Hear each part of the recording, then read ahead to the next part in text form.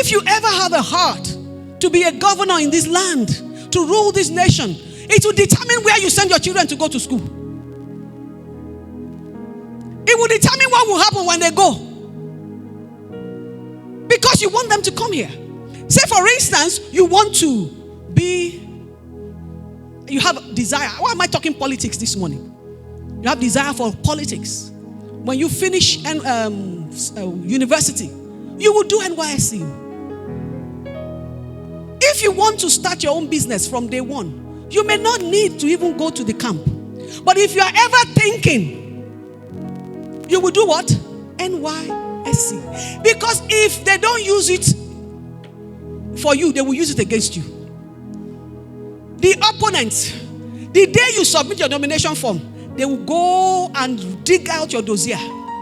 That is when they will realize that when you finished at 23, you did not serve. Say, aha. A man that is not committed to the ordinance of the nation, how can he do this? If you are Abraham, you know that you are not going to work for anybody. The law, the constitution of Nigeria says, because it's an act, that whoever employs a graduate that has not served, what has he done? It's illegal, right? And you know you don't want to work for anybody, so you can say, I'm not going to serve. But don't forget that God has spoken to you. Hey, James, I have called you to govern Nigeria. That means the government that you're going to do is different from my own. Do you understand what I'm saying? So if he has called you in that regard, you need to do NYSC. Because they will use it against you. Because they will do what? I'm trying to look for something contemporary to help you understand how you live like Abraham. So I said it was his first legally owned piece. Number 2, it's established a permanent family claim and presence. Number 3, it served multiple generations. I know 6 people that were buried there. Abraham, Sarah, Isaac, Rebecca, Jacob, Lee. 6 were buried in that same land. Number 4, the purchase reflects confidence in the future he would not fully see himself. What has God spoken to you? What are you doing about it? So what is the modern principle you want to take from here? Invest in assets that create lasting value beyond your lifetime.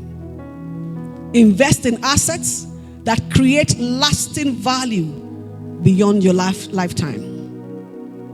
The purchase of the cave of Machpelah is especially powerful because it was an investment. Abraham made it not for immediate benefit, but as a tangible expression of faith in the future.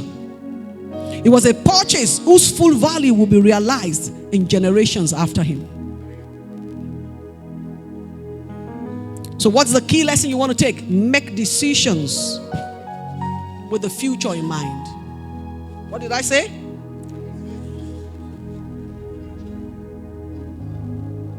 So I say wise financial decisions often require sacrificing short-term advantages for long-term benefits.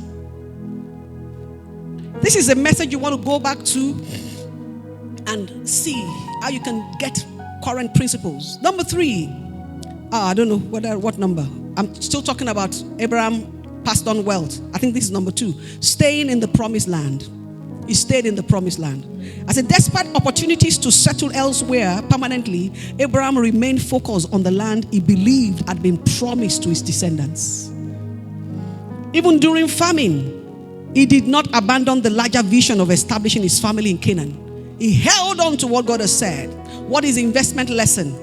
He aligned present decision with a long-term objective. You see, if you're going online now, a lot of, hey, buy stock, don't buy stock, invest in this, ETFs, you need to be careful. Most times, the things that you hear online, they come 3 days after the deal is closed. Hello. Before IPOs, private placement has taken place. So you need to know. Am I saying don't invest in IPOs? Of course, I do too. Invest. But don't follow just the trend. I was talking to someone about MTN. Pastor Taiwo will be my witness. I think MTN was publicly quoted, was it 2000 or, I think 2000 or 2020, sorry, I was saying 2000, 2020, 2021, thereabout. But we bought MTN 2008. Do you understand what I'm saying? So people are rushing. So when this one, this almighty high, and I told someone to sell. Say, why are you selling? I said, I've made my money now. 2008, and it was publicly quoted 2020 or 2021. Stay in the promised land. So the investment lesson is align present decisions with a long-term objective. Number 2, avoid constantly changing direction for short-term comfort. Avoid constantly changing direction for short-term comfort. So the keep major financial decisions aligned with your long-term goals. If I'm teaching on financial management, the first thing I'm going to ask you, what's your long-term goal? What's your goal? What do you want to do?